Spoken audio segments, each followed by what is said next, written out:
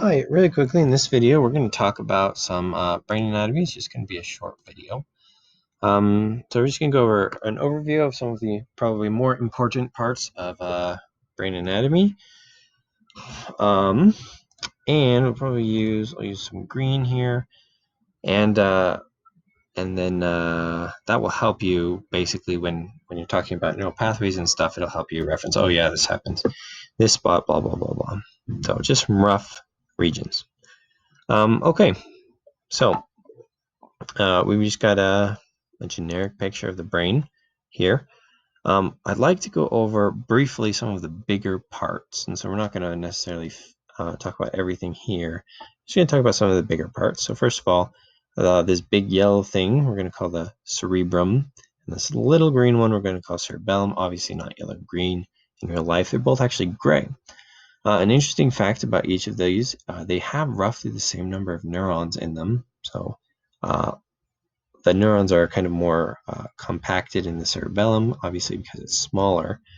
And the cerebellum is mostly going to be involved in movement, whereas the cerebrum is going to be involved in a lot of processing.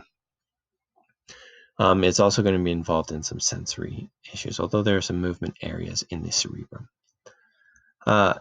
Also, I want to talk about briefly some lobes. Maybe another video will go over more about the lobes, but the front part will be called the frontal lobe. People will talk about it like that.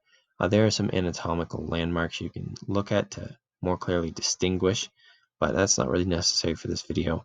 Right behind that, we're going to have the parietal lobe. And then in the very back, we'll have the occipital lobe.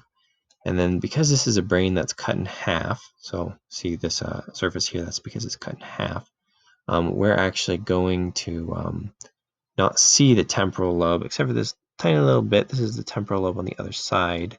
But if you, actually let me choose a different color. But if the side of the brain that's closest to us were here, you would see that the temporal lobe sort of goes right here. So that's the temporal lobe. We've also got the pituitary gland. Let me see if I can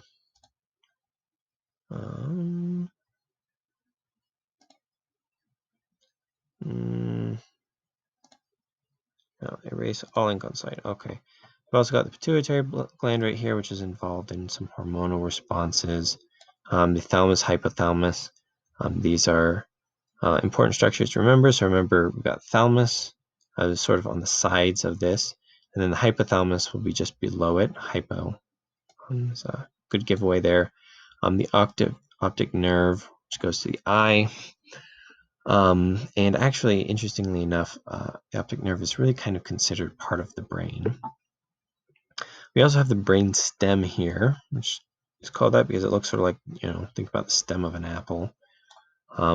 And this is involved in some of the more, you could call them primitive functions of the brain.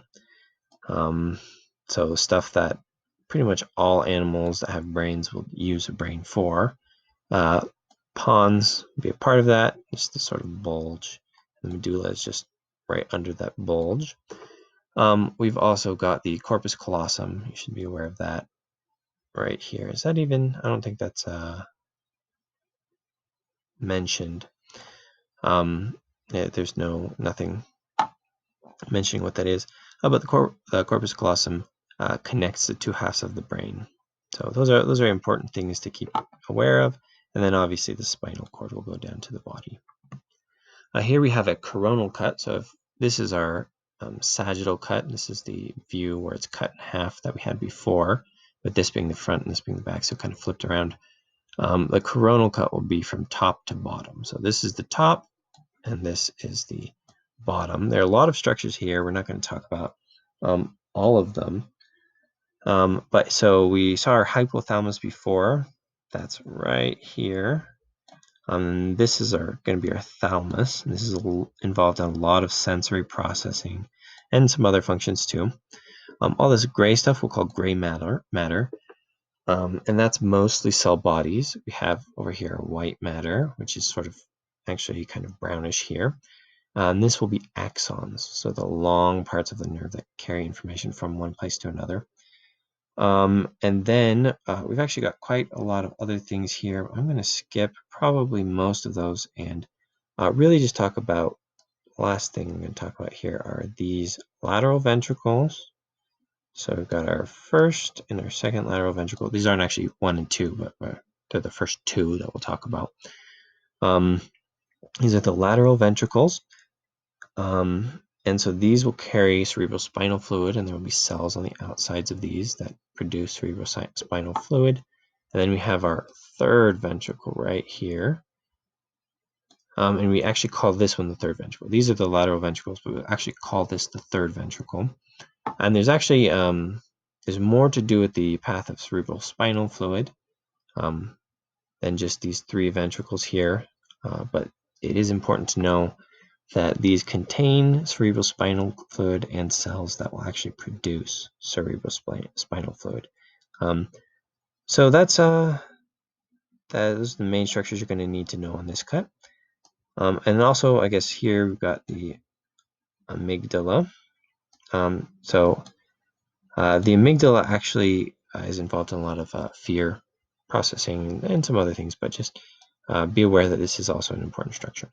So that's really all I have for this. Is just a basic introduction, so you know enough to where when people are talking to you, telling you about stuff, you know where it is. Actually, I do want to talk about this. This is sort of the insula. So if you remember, we talked about the temporal lobe before. You couldn't see it because we had that cut. You couldn't see most of it. So this is the temporal lobe.